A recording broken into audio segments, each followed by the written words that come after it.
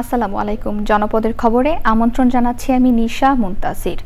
এখনকার এই সংবাদ আয়োজন একই সঙ্গে চ্যানেল আই এর ইউটিউব চ্যানেল এবং চ্যানেল আই এর ওটিটি প্ল্যাটফর্ম আই স্ক্রিনে লাইভ স্ট্রিম হচ্ছে। নিম্নচাপের প্রভাবে দেশের কয়েকটি অঞ্চলে ভারী বৃষ্টি ও ঝড়ো হাওয়া পরিস্থিতি বিরাজ করছে। চট্টগ্রাম ও সিলেট অঞ্চল ছাড়া প্রায় সারা দেশেই পরিস্থিতি অনেকটা স্বাভাবিক।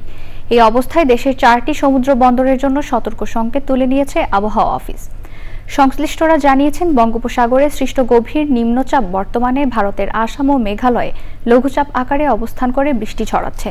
ক্রমশ আরও বৃষ্টি ঝরিয়ে লঘুচাপটি বিলীন হয়ে যাবে। ভারতের আসামে বৃষ্টির কারণে দেশের উত্তর পূর্বাঞ্চলে বিশেষ করে চট্টগ্রাম ও সিলেটে ভারী থেকে মাঝারি মাত্রার বৃষ্টির পূর্বাভাস দিয়েছে আবহাওয়া অফিস।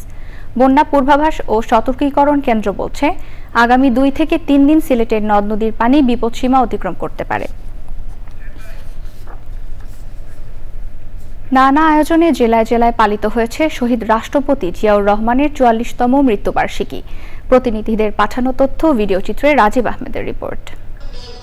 বিএনপি প্রতিষ্ঠাতা বহুদলীয় গণতন্ত্রের প্রবর্তক শহীদ রাষ্ট্রপতি জিয়াউর রহমানের 44তম মৃত্যুবার্ষিকী উপলক্ষে নোয়াখালীর কোম্পানিগঞ্জে আলোচনা সভা ও এতিমদের মাঝে খাবার বিতরণ করা হয়েছে। আলোচনা সভায় প্রধান অতিথি ছিলেন বিএনপি নেতা বজলুল করিম চৌধুরী আবেদ।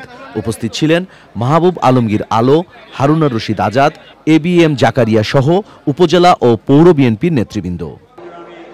বরিশালে আলোচনা সভা, কালো ব্যাজ ধারণ, বই প্রকাশনা ও দোয়া মোনাজাতের মধ্য দিয়ে কর্মসূচি শুরু হয়। নগরীতে টানা 8 দিন এই কর্মসূচি চলবে বলে জানিয়েছেন নগর বিএনপির নেতারা।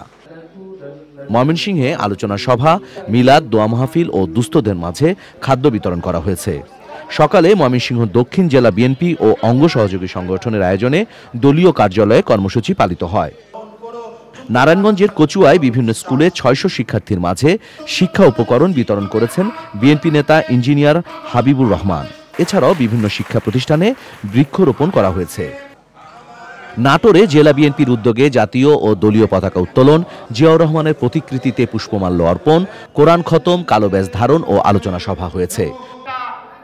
নরসিংদীর মনোহরদীতে শহীদ রাষ্ট্রপতি জিয়াউর রহমানের 44তম শাহাদাত বার্ষিকী উপলক্ষে আলোচনা সভা ও দোয়া মাহফিল হয়েছে। এতে প্রধান অতিথি ছিলেন সাবেক এমপি সর্দার সাখাওয়াত হোসেন বকুল।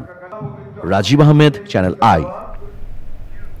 পিতলের উপর বিশেষ প্রক্রিয়ায় আকর্ষণীয় ডিজাইন, রং, বার্নিশ করে গহনা তৈরি করে নওগাঁর এমদাদ হক এখন সফল উদ্যোক্তা। তার প্রতিষ্ঠান এমদাদ বালাঘর জেলায় জনপ্রিয় হয়ে উঠেছে। নওগাঁ প্রতিনিধি ইমরুল কায়েসের তথ্যচিত্রে আল মুকসিদের রিপোর্ট।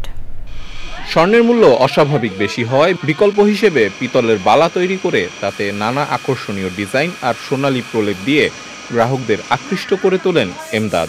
পিতলের বালাটা তৈরি করি, ঘড়ি বালাটা, আর এর পাশে সীতাহারটা কিছু কালার করি, কিছু মেয়েদের আর একটা জিনিস আছে হাসি, এই জিনিসগুলো এখানে কালার করি। প্রতিদিন বাড়িতে কাজ নিয়ে যায় এবং পরের দিন আসে আবার জমা দেয়। 10 জন নারীকে নিয়ে বিশেষ প্রশিক্ষণ প্রদানের মাধ্যমে বালা তৈরি ও বাজারজাতকরণ শুরু করেন তিনি। বর্তমানে তার এই প্রতিষ্ঠানে প্রায় 500 নারী পুরুষ কাজ করেন। আরো নিত্য নতুন ডিজাইনের অনেক জিনিস আছে। আমি এখানে আমি এই যে বালা ব্রাশ করি, আর এই যে বালার পুটিং উঠাই, আর হলো ওখানে বাঁধি। বালা পরিষ্কার করি, বালা প্যাকেটিং করি। আমি এখান থেকে 5,000 টাকা মাস পাই। কে কত দূর আজকে বালা নিয়ে যাচ্ছে এবং কে কত দূর আজকে বালা জমা দিচ্ছে সব এখানে কন্ট্রাক্টে দিতে হবে। হিসাব থাকে। মহিলাদের পাশাপাশি প্রতিষ্ঠানে বিভিন্ন স্কুল কলেজের শিক্ষার্থীরাও কাজ করে থাকেন। পড়াশোনার পাশাপাশি এখানে কাজ করি, এখান থেকে কাজ করে যা বেতন পাই যদি আমার পড়াশোনায় হেল্প হয় এবং বাবা মাকে সহযোগিতা করি। স্বর্ণের বিকল্প হিসেবে স্বল্প আয়ের পরিবারের নারীদের স্বর্ণের উপভোগ মেটাতে এমদাদ বালাঘরের মতো প্রতিষ্ঠানগুলোর প্রয়োজনীয়তা অনেক বলে মনে করছেন সাধারণ মানুষ। আল মুকসিদ, চ্যানেল আই। এবার প্রতিনিধিদের পাঠানো তথ্য ভিডিও চিত্র নিয়ে রাজীব আহমেদের রিপোর্ট। পটুয়াখালীতে র্যালি, আলোচনা সভা ও রচনা প্রতিযোগিতার পুরস্কার বিতরণীর মধ্য দিয়ে বিশ্ব তামাকমুক্ত দিবস পালিত হয়েছে। প্রধান অতিথি ছিলেন জেলা প্রশাসক আবু হাসনাত মোহাম্মদ আরিফিন। আলোচনায় অংশ নেন সিভিল সার্জন মোহাম্মদ খালিদুর রহমান, স্থানীয় সরকার উপপরিচালক জুয়েল রানা, অতিরিক্ত পুলিশ সুপার মোহাম্মদ সাজিদুল ইসলাম ও অন্যরা। পরে রচনা প্রতিযোগিতায় বিজয়ীদের পুরস্কার ও সনদ বিতরণ করা হয়। টাঙ্গাইলের বাসাইলে বিশ্ব তামাকমুক্ত দিবস উপলক্ষে আলোচনা সভা ও র্যালি হয়েছে। মেহেরপুরেও পালিত হয়েছে বিশ্ব তামাকমুক্ত দিবস। দিবসটি উপলক্ষে শোভাযাত্রার নেতৃত্ব দেন সিনিয়র সহকারী কমিশনার নাদির হোসেন শামীম। গাজীপুরে বিভিন্ন শ্রেণী পেশার মানুষের অংশগ্রহণে বিশ্ব তামাকমুক্ত দিবস পালিত হয়েছে। নওগাঁয় দিবসটি উপলক্ষে র্যালি ও আলোচনা সভা হয়েছে। ব্রাহ্মণবাড়িয়ায় শিশু, কিশোর ও নারী উন্নয়নে সচেতনতা বৃদ্ধিতে টেলিভিশন সাংবাদিকদের জন্য 2 দিনব্যাপী প্রশিক্ষণ কর্মশালা শুরু হয়েছে। উদ্বোধন করেন তথ্য ও সম্প্রচার মন্ত্রণালয়ের সচিব মাহবুবা ফারজানা। বরিশাল ডেন্টাল সার্জন অ্যাসোসিয়েশনের বৈজ্ঞানিক সেমিনার, বার্ষিক সাধারণ সভা ও সাংস্কৃতিক অনুষ্ঠান হয়েছে। বগুড়ার নন্দীগ্রাম মনসুর হোসেন ডিগ্রি কলেজে নবনির্বাচিত গভর্নিং বোর্ডের সভাপতি KM শফিউল আলম সুমনকে সংবর্ধনা দেওয়া হয়েছে। একই সাথে বিদায়ী সভাপতি সাবেক উপাধ্যক্ষ আব্দুল রাজ্জাককে বিদায়ী সংবর্ধনা দেওয়া হয়েছে। নীলফামারীর কেন্দ্রীয় শহীদ মিনার প্রাঙ্গণে নীলসাগর কনজিউমার প্রোডাক্টস লিমিটেডের ডোর টু ডোর প্রকল্পের উদ্বোধন হয়েছে। কুষ্টিয়ায় বাংলাদেশ ডায়াবেটিস সমিতির সহযোগিতায় ও কুষ্টিয়া ডায়াবেটিস সমিতির উদ্যোগে ফ্রি মেডিকেল ক্যাম্প হয়েছে। দিনব্যাপী ক্যাম্পে প্রায় 6 শতাধিক রোগীকে চিকিৎসা দেওয়া হয়। Rajib Ahmed, channel I. পরিবেশের ছাড়পত্র ছাড়াই সাভারে গাড়ি পরিত্যক্ত টায়ার ও রাবার জাতীয় বর্জ্য পুড়িয়ে তৈরি করা হচ্ছে জ্বালানি তেল। কারখানার দুর্গন্ধযুক্ত কালো বিষাক্ত ধোঁয়া ছড়িয়ে পড়েছে আশেপাশের এলাকায়, আর এতে হুমকিতে পড়েছে জনস্বাস্থ্য সহ প্রাণ প্রকৃতি। স্থানীয়দের অভিযোগ, প্রশাসনের যোগসাজশেই চলছে এসব কারখানা।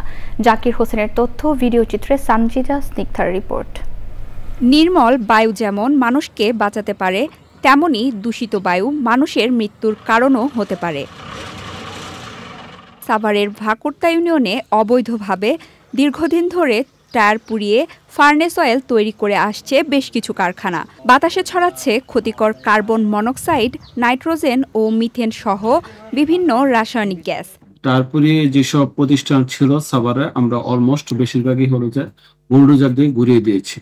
তো ভবিষ্যতে হলো যে এরকম যদি আরো কিছু আমাদের কাছে থাকে, তথ্য থাকে, এবং যদি আপনাদের মাধ্যমে যদি তথ্য আসে, সেগুলো হলো যে অতীতের নেই, ভবিষ্যতে এগুলো আমরা ঘুরিয়ে রাখি। পরিবেশ সংরক্ষণ আইনে দোষীদের বিরুদ্ধে দ্রুত কঠোর পদক্ষেপ নেওয়ার আহ্বান জানিয়েছেন স্থানীয়রা। সানজিদা স্নিগ্ধা, প্রকৃতি ও জীবন ডেস্ক, চ্যানেল আই। দর্শক, জনপদের খবর আজকের মতো এই পর্যন্তই। একটু পর কৃষি সংবাদ দেখার আমন্ত্রণ জানিয়ে শেষ করছি। ধন্যবাদ সবাইকে।